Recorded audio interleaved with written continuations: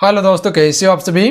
स्वागत करते हैं आप सभी कई वस्त जी क्विज में। तो दोस्तों आज के इस लेक्चर में हम सभी बिहार सिविल कोड के लिए हिंदी का प्रैक्टिस सेट नंबर 4 को देखेंगे, क्योंकि इससे पहले ऑलरेडी हम सभी 3 प्रैक्टिस सेट कंप्लीट कर चुके हैं और ये न्यू प्रैक्टिस सेट है जो कि 30 क्वेश्चन का आपको प्रैक्टिस सेट डेली दिया जा रहा है।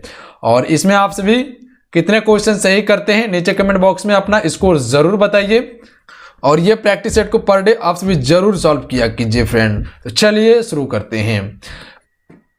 पहला क्वेश्चन जो आपका ये बन रहे हैं कि पक्षी दाना चुग रहा है।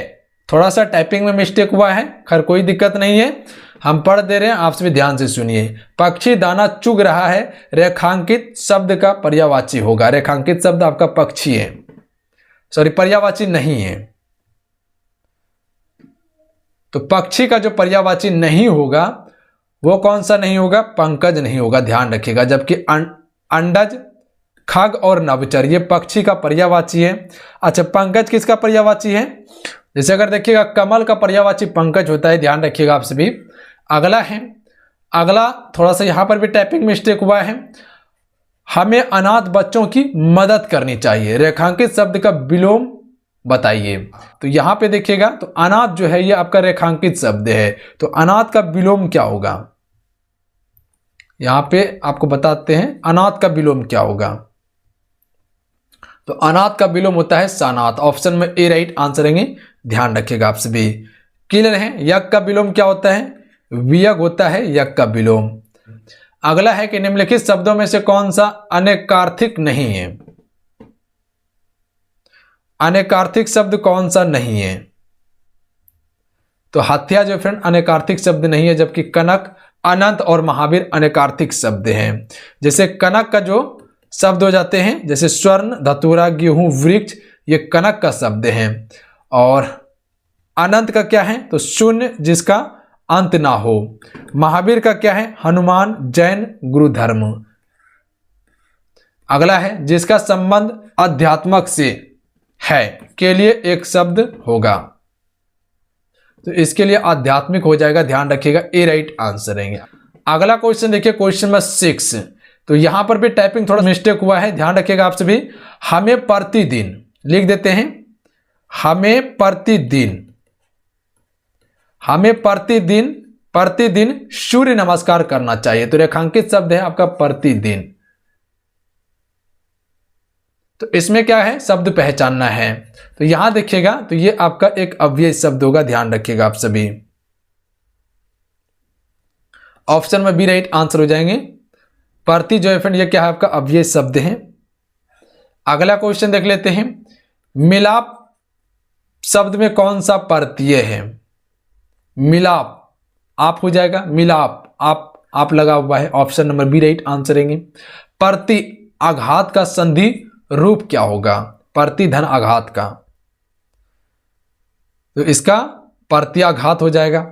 ऑप्शन में ए राइट आंसर रहेंगे। जो भी ऑप्शन में ए को टिक करे बिल्कुल राइट आंसर है। अगला है महोसत शब्द का संधि विच्छेद क्या होगा? महोसत शब्द का संधि विच्छेद कीजिएगा तो क्या हो जाएगा? महाधन औसत। ऑप्शन में सी राइट आंसर रहेंगे। अगला देख लीजिए, ध्यान दीजिएगा संधि विच्छेद पे आप सभी। निम्नलिखित शब्दों में से तद्भव शब्द को पहचानिए। तद्भव तत्सम संस्कृत, तद्भव बदला हुआ संस्कृत का रूप है जो हम हिंदी में प्रयोग करते हैं। तत्सम शब्द जो डायरेक्ट संस्कृत से लेके हम हिंदी में प्रयोग करते हैं, और तद्भव शब्द संस्कृत का जो शब्द था उसको परिवर्तित करके हम हिंदी में प्रयोग करते हैं, यानी कि बदल के प्रयोग करते हैं, उसका मीनिंग बदल गया हो।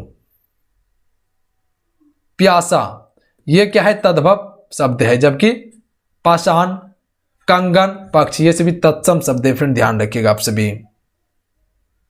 अगला देख लीजिए, निम्नलिखित में से कौन सा वाक्य अशुद्ध है?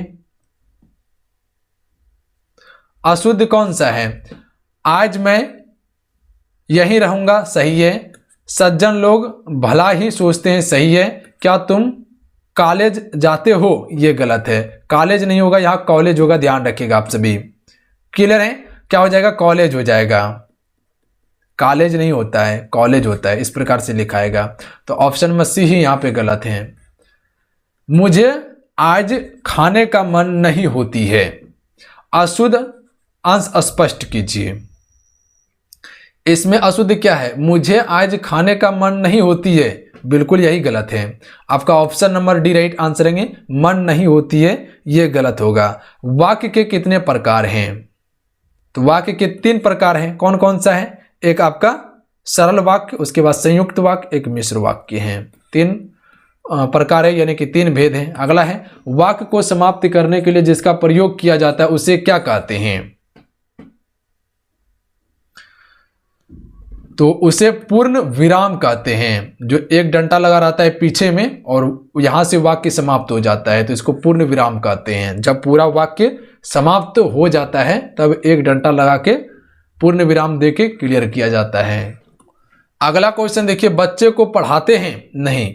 यहां पे थोड़ा सा ध्यान दीजिएगा, यहां पर भी टाइपिंग मिस्टेक किया हुआ। आज हुआ क्या है इस सबको? माता पिता लोहे के चने चबाकर बच्चे को पढ़ाते हैं, इस प्रकार से होगा। माता पिता लोहे के, लिख देते हैं, लोहे के चने चबाकर बच्चे को पढ़ाते हैं। रेखांकित में मुहावरा का अर्थ क्या होगा? देखिए यहां पे एक अलग शब्द था जो कि पूर्ण हो गया, तो यहां पूर्ण विराम का प्रयोग किए, यहां पर भी पूर्ण विराम का प्रयोग किए हुए हैं। माता पिता लोहे के चने चबाकर बच्चे को पढ़ाते हैं, तो लोहे के चने चबाना का अर्थ क्या होता है, यानी कि इसका मुहावरा सही क्या होगा? तो बहुत कठिनाई झेलना होगा। लोहे का चना चबाना का अर्थ होता है बहुत कठिनाई झेलना। ए राइट आंसर हो जाएंगे, ध्यान रखिएगा। कहां राजा भोज कहां गंगू तेली, लोकोक्तियों का अर्थ क्या है? तो कई बार आप कहावत भी सुने होंगे कि कहां राजा भोज कहां गंगू तेली। विशिष्ट और सम्मान व्यक्ति की तुलना करना हो जाता है, जैसे अमीर और गरीब के बीच तुलना करना, बड़ा और छोटा में तुलना करना। अगला है जहां एक ही वर्ण की बार बार आवृत्ति होती है कौन सा अलंकार होगा? तो बताए थे आप सभी को कि एक ही वर्ण, किसी भी काव्य को सुंदर बनाने के लिए अगर एक ही वर्ण का बार बार प्रयोग हो रहा है तो वहां अनुप्रास अलंकार होगा। बी राइट आंसर रहेंगे। जो मासिक समछंद है, प्रत्येक चरण में मात्राएं होती है, उसे कहते हैं। जो मासिक समछंद है, प्रत्येक चरण में मात्राएं होती है, उसे क्या कहते हैं? चौपाई कहते हैं। ए राइट आंसर रहेंगे। अगला है, अगला क्वेश्चन देखिए, यहां पर भी आपका टाइपिंग मिस्टेक हुआ है। आज हुआ क्या है? अच्छा कोई बात नहीं है, लिख देते हैं, थोड़ा सा मैनेज करके चलिए आप सभी। यह हो जाएगा भीष्म, भीष्म पितामह। भीष्म पितामह ने आजीवन शादी ना करने का प्रण लिया है। रेखांकित शब्द में समास जो होगा वो कौन सा समास होगा? रेखांकित शब्द आपका आजीवन है, यहां पे एक नीचे आपका रंटा आ जाएगा, आजीवन। तो आजीवन में कौन सा समास है?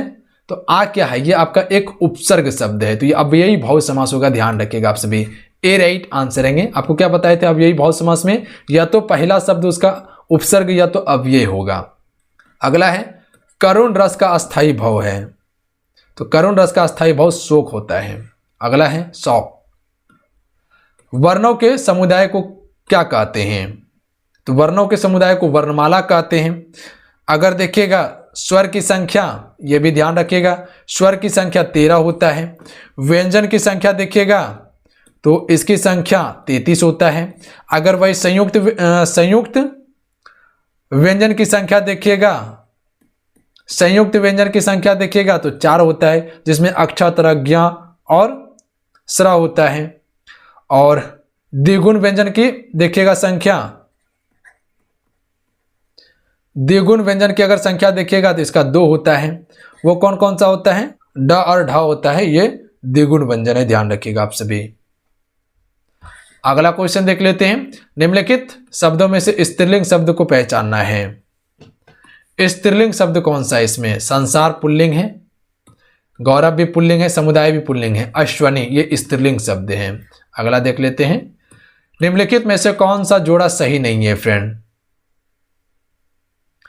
तो जोड़ा देखिए, बेटी बेटियां बिल्कुल सही है, श्रोता श्रोतागण ये भी सही है, बधु बधुए ये भी सही है, दिव्या डीबीए, ये दोनों जोड़ा बिल्कुल गलत है, ध्यान रखिएगा, बी राइट आंसर रहेंगे। अगला है निम्नलिखित वाक्यों में से संबंध कारक वाला वाक्य को पहचानिए।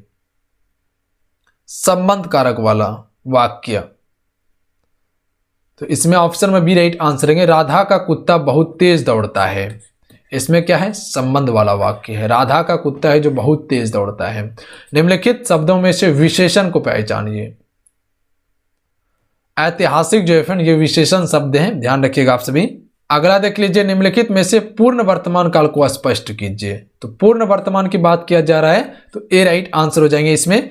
अब हमारे पढ़ने का समय हो गया, ये पूर्ण वर्तमान काल अभी शुरू नहीं हुआ है, ये पूर्ण वर्तमान काल की बात की जाए। अब हमारे पढ़ने का समय हो गया है, ये हम बता रहे हैं, यानी कि ये पूर्ण वर्तमान काल है। अगला है सुरेश गीत गा रहा था, वाक्य में काल है। सुरेश गीत गा रहा था, यानी कि इसमें अपूर्ण भूतकाल होगा, ध्यान रखिएगा, यानी कि भूतकाल में शुरू किया था और अभी तक ये खत्म नहीं हुआ है। तो ध्यान रखिएगा, सुरेश गीत गा रहा था, अपूर्ण भूत होगा ये। अगला है निम्नलिखित कवियों में से गांधी जी ने किस कवि को राष्ट्र कवि का सम्मान दिया। मैथिली शरण गुप्त को गांधी जी ने राष्ट्र कवि का सम्मान दिया था। अगला है देवदास उपन्यास पर 3 बार फिल्म बन चुकी है, उपन्यासकार का क्या नाम है। तो ध्यान रखिएगा, देवदास का 3 बार फिल्म बन चुका है और इसके लेखक जो हैं शरत चंद्र चट्टोपाध्याय है। तो ये याद रहेगा आप सभी को। चलिए मिलते हैं, जय हिंद, वंदे मातरम। ध्यान रखिएगा, पढ़ाई करते रहिएगा। आज की इस सेट में हमसे 30 क्वेश्चन कवर कर चुके हैं। आप सभी कितने क्वेश्चन बनाए हैं नीचे कमेंट बॉक्स में जरूर बताइएगा।